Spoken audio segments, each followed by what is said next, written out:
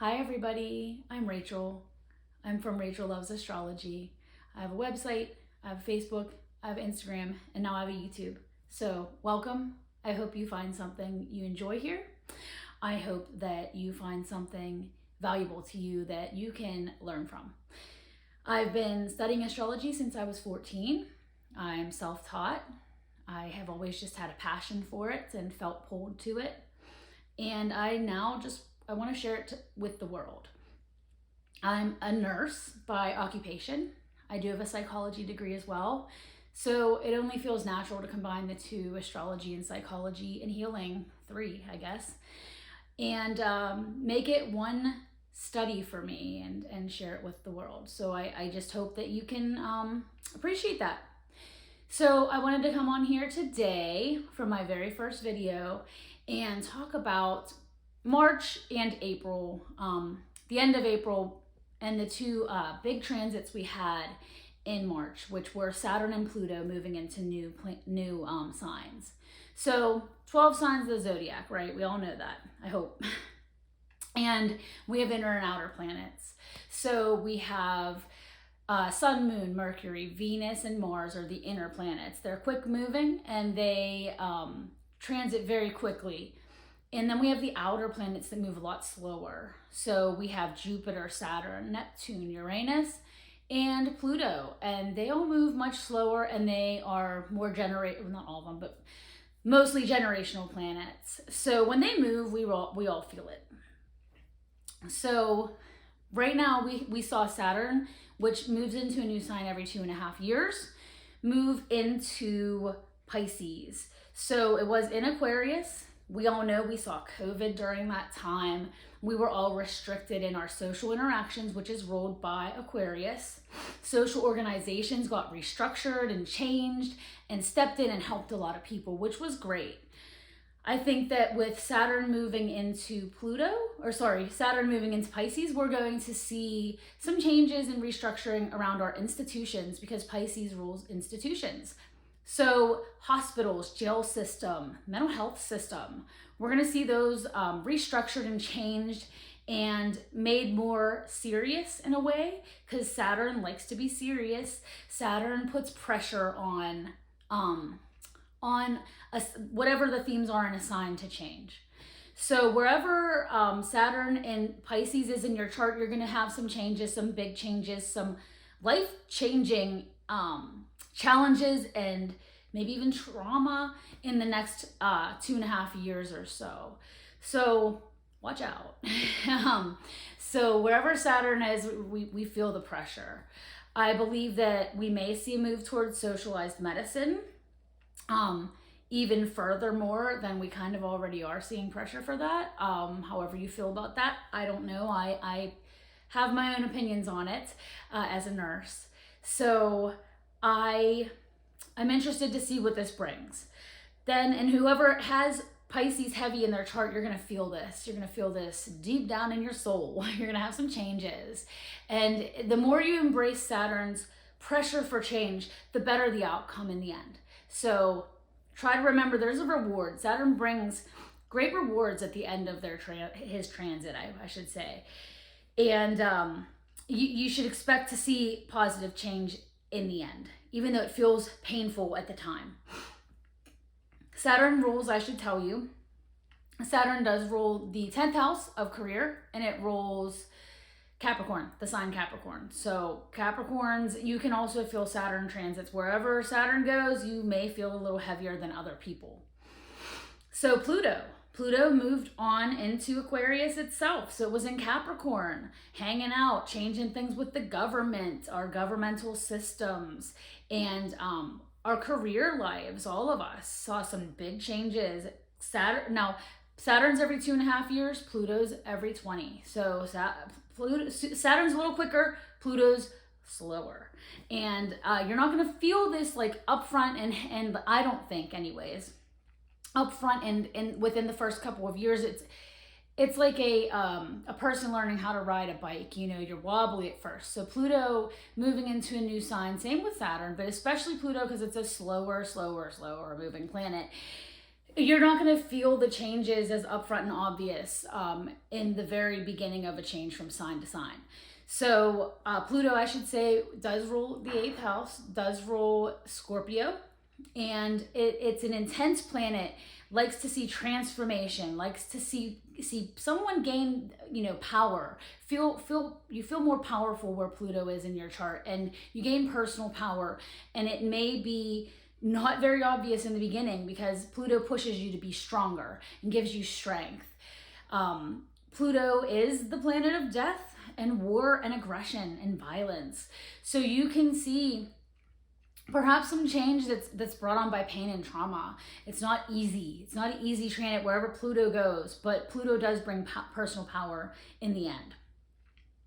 So Pluto moving into Aquarius is literally power to the people. Aquarius rules society. So I think we're going to see some power shifts from governmental control to like societal control. Society gaining personal power over the direction that our world is going. And I hope that it's positive. However, I do believe with this comes some civil unrest. I think we've already been seeing it happening. Very interested to see where we go with that. But just know that this is a change that's coming. And Pluto does go retrograde. So it's moved on forward into Aquarius and then retrograded. It's going to retrograde backwards May 1st. Back into Capricorn. So we're going to taste that medicine a little bit more as Pluto moves backwards. And we're going to kind of get one last glimpse until January of next year of what Pluto brought whenever it was transiting through Capricorn. So yeah, pay attention to wherever those are in your charts. If you don't know, please let me know and I can help you with that. Because everybody's, you're going to feel this differently. So let's talk about April. The rest of April, we already went through a full moon, and now we're going to see a new moon, April 20th, in Aries. And it's in the 29th degree. That is a significant degree. It's a do or die degree. Get this stuff done now degree. So Aries is always a doer. So Aries is the first sign of the zodiac. Aries is independent, impatient, impulsive, all the I's. And Aries is a fire sign, so they're passionate about what they do. So I think that this new moon energy is always very, it's a good time to start new projects, brainstorm what's coming you might want to work on, put those plans down on paper and journal it, send it out to the universe, and let it begin to work for you. So it's also an eclipse. So it's a solar eclipse. I'm not sure where you can view this eclipse in the world right off the top of my head, but I can tell you that an eclipse brings heavier energy than a regular new moon or full moon would. So this energy is going to be more intense. It's like a new moon on crack, I joke, because it's like, very intense, very deep energy. So with this new moon, we're going to have that pressure to finish what we started, start what we haven't begun, and do our work that we've been putting off, I think. We're probably going to see some anxiety with this, some aggression, some mixed emotions, because Aries is fast moving, quick. So the pressure is just high right now. So that is what we're going to see. And then the 29th degree is like, come on, get this done, guys. Let's do what we got to do. So my example here is I am starting my YouTube channel, which I've been putting off since last year. So here we are, and I'm finally getting it done. And this is a great example of something positive coming from this new moon on the 20th. Now, on the same day, we do see the sun move into Taurus. So happy birthday, Taurus. Taurus is the first earth sign of the zodiac. Taurus is ruled by Venus, and Taurus rules the second house of income and our values and our security. So as we see the sun move into Taurus, the energy gets a little less, go for it and get them. But I mean, this new moon is going to be pushing us that way either way. But as the days go on, we're going to feel that energy be more earthy, more grounded, a little more creative. So Taurus is a very creative sign ruled by Venus. They have a great knack for fashion and design, and they just have a good eye. They have a good palate. They will take you as a friend, as a lover, to the best restaurant in town and just wine you and dine you and show you what's good. And Taurus is, they're a creature of comforts. They like the creature comforts, and they like to stay at home a lot of the times. They're known to be a little bit more introverted of a sign than some of maybe the other signs, or earth signs especially. They're hard workers. They set goals and they crush them. They're honest, they're blunt, and they say what's on their mind. All the earth signs, I believe, are more like that. With Venus involved, Taurus is a little more able to say it in a pleasant way, where you're like, okay, yeah, I get that. You're not being mean. Virgo, they will tell you. Capricorn, they will certainly tell you, without caring about how you feel about it. But Taurus, they're a little bit more careful and well put and charismatic with Venus involved. So happy birthday, Taurus. I hope that you have the best birthday ever. Go get yourself the cake, the fine wine, the cheese, enjoy yourself. So then lastly, sorry I'm the bearer of bad news, guys, but April 21st, we do see Mercury go retrograde, dun, dun, dun, in the sign of Taurus itself. Again, so lots of Taurus energy happening. And with Mercury retrogrades, we always see issues, glitches, problems with email, internet, communication. Mercury rules communication, transportation, short distance travel. So any plans you have for traveling, just double check what's your itinerary before you go doing things. Those emails you're sending to your boss, make sure they're for your boss, not your best friend, because you're gonna say some stuff you shouldn't. Make sure when you're, communicating with others, you're doing and saying the right thing and conveying what you mean during Mercury. And this is every Mercury retrograde. It goes retrograde 4 times a year. So we've done this before. We've been there, done that. Like, we will survive this too, guys. Wherever Taurus is in your chart is where you're going to feel this the most. Everybody has Taurus in a different area. But with Mercury and Taurus, there can be mix-ups. Maybe with your dinner plans, maybe with your plans to go out with friends, maybe it rains instead of it's sunny.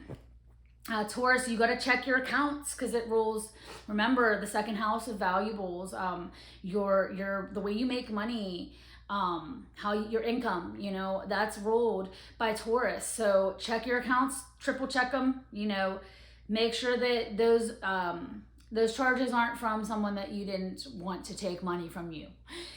Definitely a good time to go over your budget and come up with a plan, because Mercury retrograde asks us to slow down and come up with some plans to make things better in the future. So you have to try to remember that, Mercury's trying to teach us something, trying to make us better. All the planets, when they move and change and retrograde, go forward, all of that, they are doing this to help you grow. And so with Mercury retrograde in Taurus, it's saying, hey, get your budget together. Check out what you've been spending and make sure that you're doing it right. Make sure you're spending it on things that you need and not just frivolous bullshit, right? So that's what I would advise during this Mercury retrograde. Also, really good time to journal, jot down, meditate, think about deeply, again, those plans for the future, not the time to do them. So that Aries new moon's get shit done now. So get it done around the 20th, because the 21st, here we go. And we are already in the pre-retrograde period where you can be feeling those glitches happening already. So be aware of that, guys. But it's going to end. Mercury retrograde, that silly Mercury retrograde that we all worry about, is going to end on May 14th. And then we're going to see things lighten up a little bit. There is a full moon eclipse coming our way in May, and I will go into that in another video, so please tune in. But it's going to be a deep one in Scorpio. So we always see kind of opposite signs. So Taurus and Scorpio are best friends and opposing signs. So they both rule kind of the same, similar areas, but in a different way. And I'll go into that in the next video. So I hope that you found something valuable here. I hope that this helps you get through the end of April and realize what's going on in your charts a little bit better. If you like it, please do subscribe. I do need some subscribers. This is my first video, and I will be bringing you a lot more. So I hope you have a great week and a great weekend, because it's Sunday when I'm making this video. And I just hope that you are prepared for Mercury retrograde, because it's coming. So have a great week, guys. Thank you for tuning in.